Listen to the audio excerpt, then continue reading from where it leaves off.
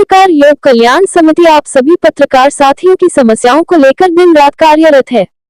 किसी समस्या के लिए पत्रकार योग कल्याण समिति को अवगत कराएं। संगठन हमेशा आपके सहयोग के लिए तत्पर है।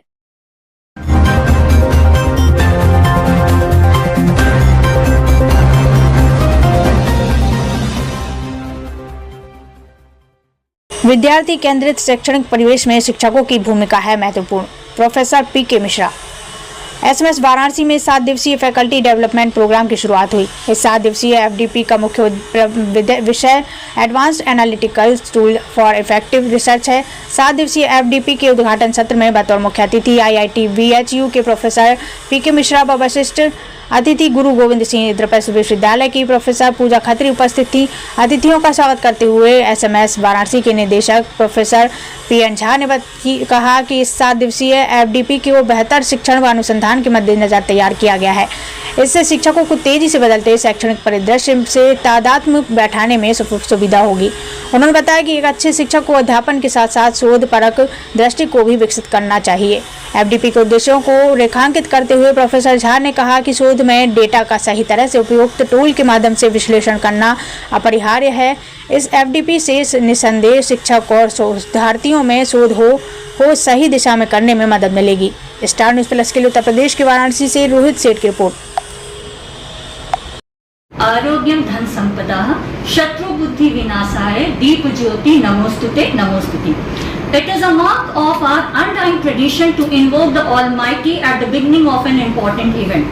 Soren Kierkegaard once said that the function of prayer is not to influence. मैं प्रोफेसर पीएन झा, निदेशक school of management sciences Varanasi. आज से हमारे यहाँ 7 दिवसीय फैकल्टी डेवलपमेंट प्रोग्राम शुरू हो रहा है। ये हमारा सालाना कार्यक्रम है। चूँकि अब हमारा नया सेशन भी 15 अगस्त के बाद शुरू होने वाला है, तो इससे पहले हर बार हम अपने फैकल्टी को, जो आज 21वीं सदी में एक टेक्नोलॉजी का लैंडस्केप जो इवॉल्व कर रहा है बड़ा रैपिडली, उससे उनको हम भली भांति अवगत कराना चाहते हैं, ताकि आगे जो उनका टीचिंग और रिसर्च होगा वो बिल्कुल as expected by the system वो होना चाहिए, उसमें कहीं कोई कमी कोताही नहीं हो। तो यही चीज़ उनको अवगत कराने के लिए हमने ये 7 दिवसीय कार्यक्रम इस बार फिर रखा है, जिसमें हमारे मुख्य अतिथि के रूप में एक जाने माने हस्ती हैं, एकेटीयू के पुराने वाइस चांसलर प्रोफेसर पीके मिश्रा जी, जो पहले झारखंड टेक्निकल यूनिवर्सिटी में भी वाइस चांसलर रह चुके हैं, IIT BHU chemical engineering department के हैं, और डॉक्टर पूजा खत्री, ये प्रोफेसर है, दिल्ली से आई है। तो और भी हमारे रिसोर्स पर्सन्स हैं तो हर एक सेशन के लिए। तो इसमें जो हमारा advanced analytical tools for effective research, यही है टॉपिक। तो इसके जितने भी ऑफशूट्स हैं, इस सभी पर वार्तालाप होगी, टीचर्स को ट्रेनिंग दिया जाएगा, इंटरेक्शन होगा, और हम समझते हैं कि इससे फायदा सिर्फ टीचर्स को ही नहीं, इंस्टीट्यूशंस को ही नहीं, बल्कि समाज को होगा, बच्चों को होगा। एक बड़ा ही एक अच्छा काम होने जा रहा है। सर अगर बात की जाए तो एफडीपी प्रोग्राम में सर किन कंटेंट्स पे आप ज्यादा असर दे सकते हैं? एफडीपी में समझ चूंकि हम लोग हर साल कराते हैं, तो इस बार इफेक्टिव रिसर्च के लिए जो आजकल नए नए एनालिटिकल टूल्स आ रहे हैं, उनसे अवगत कराना बड़ा ही जरूरी है और ये बड़ा लाजमी है। क्योंकि आगे जो टीचिंग रिसर्च होगा, उनका पेपर पब्लिकेशंस होगा, वो खुद भी गाइड करेंगे स्टूडेंट्स को, तो उसके लिए ये ज्ञान जरूरी है। उनकी जो नए ज्ञान आए हैं उभर के, वो तो उससे अवगत नहीं है अभी। तो इस कार्यक्रम के तहत उनको ये ज्ञान मिलेगा और इसको वो अपना शेयर करेंगे, बांटेंगे। सर अगर बात की जाए तो अभी हाल ही में दिल्ली में जो हृदय विदारक घटना घटी है, उस पे तमाम इंस्टीट्यूट के सिक्योरिटी और जो सुरक्षा के मानक है उस पर बातें हो रही। क्या लगता है सर, जो आपके यहाँ सिस्टम? हमारे यहाँ जो सुरक्षा का मानक है, आप वैसे यू आर मोस्ट वेलकम, आप देख भी सकते हैं। जो इसके लिए एजेंसियां हैं वो आती हैं।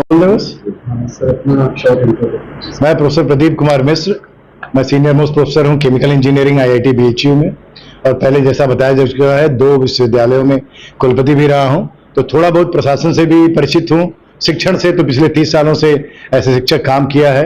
तो आज का जो टॉपिक है इफेक्टिव रिसर्च, देखिए इफेक्टिव रिसर्च की जरूरत इसलिए पड़ती है कि हमें इफेक्टिव टीचिंग करनी है। तो सबसे बड़ा चैलेंज है आजकल इंस्टीट्यूशंस में, that is to attract students, छात्रों को कक्षा में बुलाना एक बड़ा चैलेंज है। ऐसा नहीं है कि छात्र बैठे वेट कर रहे हैं टीचर आएंगे। जितने बड़े इंस्टीट्यूशन में आप चले जाएंगे, एक बहुत बड़ा चैलेंज होता है टीचर को कैसे अट्रैक्ट करें। क्योंकि देखिए एक ओपन सोर्स पे सारा मटेरियल है। कोई सब्जेक्ट मैं आईटी बीएचयू में पढ़ा रहा हूँ केमिकल इंजीनियरिंग में, वही सब्जेक्ट आईटी गुवाहाटी में पढ़ाया जा रहा है, आईटी बॉम्बे में पढ़ाया जा रहा है, आईटी मद्रास में, एमआईटी में पढ़ाया जा रहा है, और सारा मटेरियल ऑन सोर्स है, आपको ओपन लाइन मिल जाएगा। तो बच्चा आपका क्लास पढ़ने क्यों आए? अगर आप उस स्तर तक दे पाएंगे तभी बच्चा आपकी बात पढ़ेगा, आपका क्लास पढ़ेगा या इंटरटेन करेगा। तो स्टूडेंट सेंट्रिक एजुकेशन के लिए जरूरी है कि बेहतर रिसर्च किया जाए। अभी इंडिया में जो एक कहते हैं ना आइसोलेशन में जी रहा है, रिसर्च कहीं अलग दिखता है और टीचिंग कहीं अलग दिखता है, अपने डिफरेंट साइलोज में है। तो अब जरूरत है, ऐसे समय आ गया है कि बिना रिसर्च किए आप अपनी टीचिंग को इंप्रूव नहीं कर सकते। ये टीचर्स को समझना होगा। और इस तरह के जो एफडीपीज होते हैं वो स्टूडेंट के लिए टीचर्स के लिए बहुत बेहतर होते हैं, क्योंकि अब वो समझ सकते हैं कि जो नॉलेज मैं डिसेमिनेट करने जा रहा हूं क्लासरूम में वो क्या टाइम और स्पेस के हिसाब से सुटेबल है कि नहीं, and how to improve upon that. ये आज करेंगे और अच्छे एक्सपर्ट्स आए। मैंने लिस्ट देखा है कि, और ये हिस्ट्री रही है इस इंस्टीट्यूशन की कि कब भी कोई वर्कशॉप करते हैं या कोई कॉन्फ्रेंस करते हैं तो दे डू मेंटेन स्टैंडर्ड। तो शुभकामनाएं, अच्छा कॉन्फ्रेंस हो।